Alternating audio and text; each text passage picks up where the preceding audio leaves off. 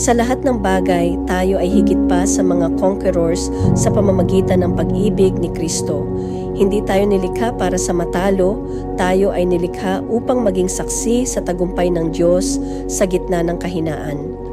Kung ang mundo ay nagsasabi ng hindi mo kaya, ang Diyos ay sumasagot ng kasama mo ako dahil ang pag-ibig niya ay nagbibigay ng lakas, tapang at bagong sigla.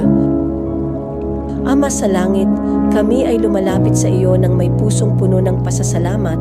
Alam namin na sa pamamagitan ng iyong pag-ibig at biyaya, mapagtatagumpayan namin lahat sa pamamagitan ni Kristo na umiibig sa amin, tulad ng sinabi sa Roma chapter 8, verse 37.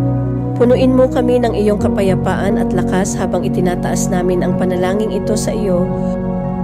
Panginoon, ang iyong salita ay nagsisiguro sa amin na walang pagsubok, walang kahirapan, o hamon ang makapaghihiwalay sa amin mula sa iyong walang humpay na pag-ibig.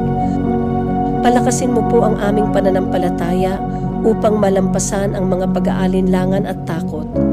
Yakapin mo ng iyong kapayapaan ang mga nakararamdam ng labis na pagkabahala, isang kapayapaang higit sa aming pangunawa.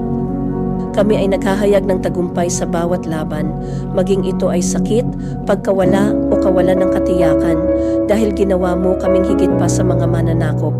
Naway gabayan ng iyong banal na espiritu ang aming mga hakbang at palakasin ang aming pag-asa araw-araw. Naway ang katotohanan ito ang maging pundasyon ng aming kaluluwa. Kami ay nagpupuri sa iyo